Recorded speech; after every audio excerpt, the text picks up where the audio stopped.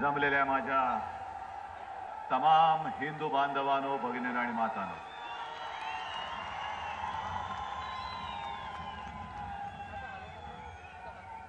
असं वाटतं ही सभा पाहतच राहावं. मला 94 सालच्या शिवसेना प्रमुखांच्या सभेची आठवण येते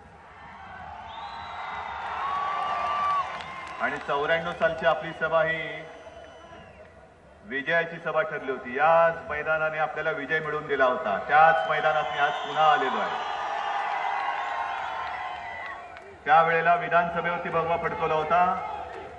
आता लोकसभेवरती भगवा फडकवायला मी इथे आलेलो आहे.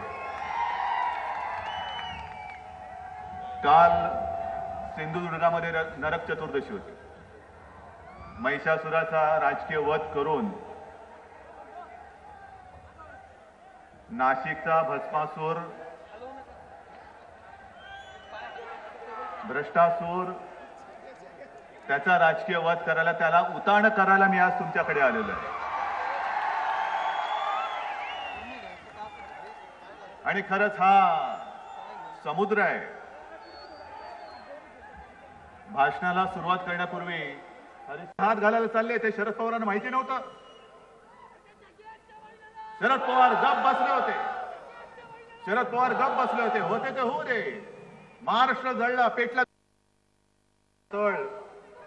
हा बघा आमचा समुद्र. असेल हिंमत तर या व्यासपीठावरती आणि द्या, प्रश्नाला उत्तर द्या. त्यावेळेला हे सगळं कटकारस्थान तुम्ही करत होतात की नव्हता? शिवसेना प्रमुखांना अटक करण्याचं कारस्थान तुम्ही करत होतात की नव्हता? आणि संताप याच गोष्टीचा येतो की जे शरद पवार त्या अतिरेक्यांबरोबर मारल्या गेलेल्या इशरत जहाँला निष्पाप ठरवतात, ती निरपराध होती. काय तुमच्या ओळखीची होती काय? गुजरातमध्ये अतिरेक्यांबरोबर ती होती. हेटलेली तिकडे सांगितलं तेव्हा नाशिकमध्ये केबल बंद केली. करू द्या ना, केबल बंद करू द्या. पण हे माझं जे काय बळ आहे हे कोणी बंद नाही करू शकत. हे कोणी नाही बंद करू शकत. तरी त्या हेडलीने सांगितलं की इशरत जहाँ ही अतिरेकी आहे. मग पवार साहेब तुमचे काय संबंध त्यांच्याशी? तुम्हाला कोणी सांगितलं ती निरपराध आहे? पण इशरत जहाँ निरपराध आणि शिवसेना प्रमुख गुन्हेगार.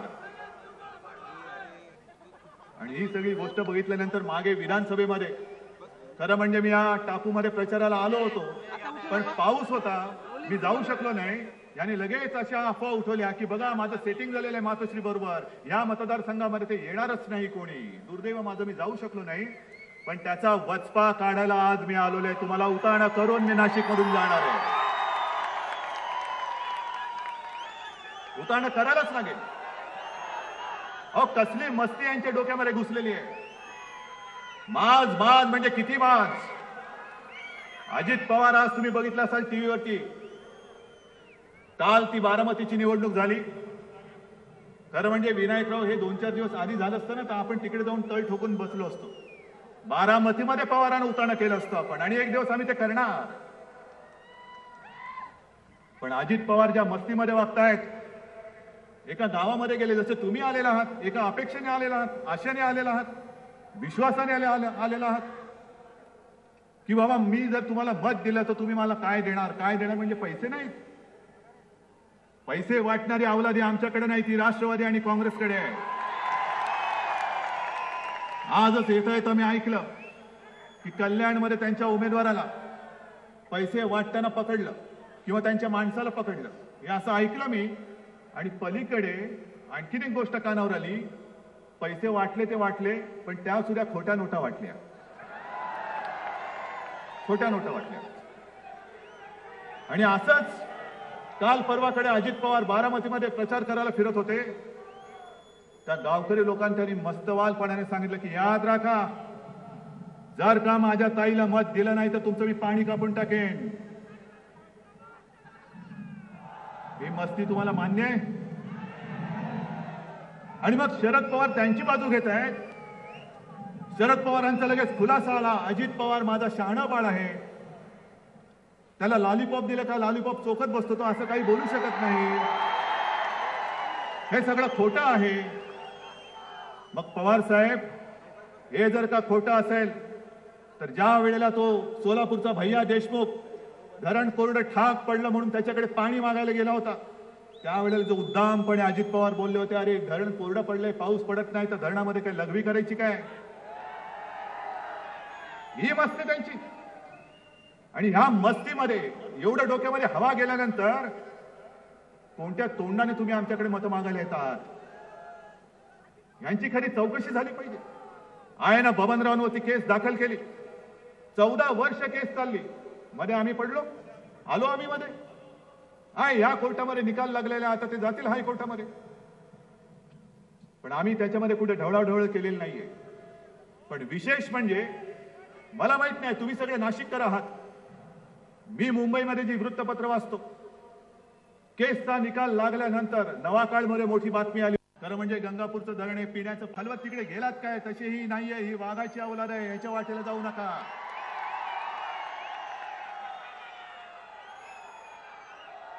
आणि मग दोनच गोष्टी यांच्याकडे राहतील. पहिली एक गोष्ट आणखीन तुम्हाला सांगतो, सगळ्याच्या सगळे मतदार यादीमध्ये नावं आहेत, सगळ्यांनी नीट तपासलेली आहे.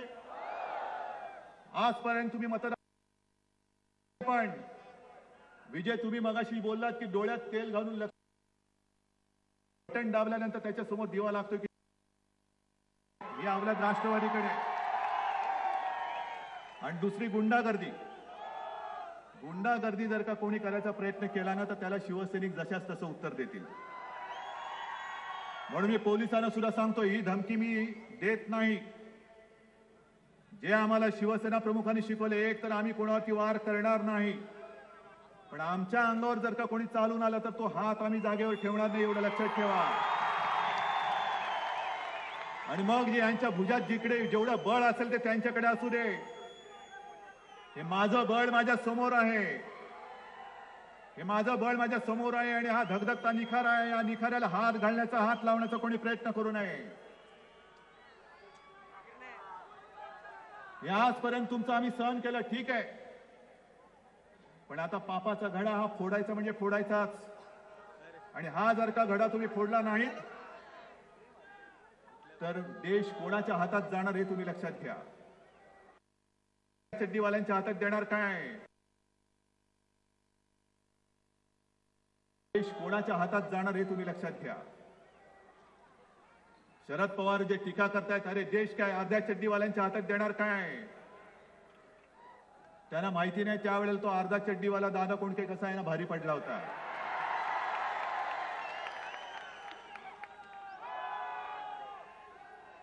देश अर्धा चड्डीवाल्यांच्या हातात देणार की नाही ती जनता ठरवेल. पण संपूर्ण देश तुम्ही फुल पॅन्ट वाल्यानं तुम्ही नागवून टाकलेला आहे, देश पूर्ण नागडा केला. आणि आता देशाची चिंता तुम्ही कशाला करता? आहोत ना आम्ही समर्थ. आणि देश असेल तर काय ते इटालियन सोनिया गांधींच्या हातात देणार तुम्ही? जसं आज आम्ही अभिमानाने सांगतो की नरेंद्र मोदी आमचे पंतप्रधान आहेत, होय होणारच.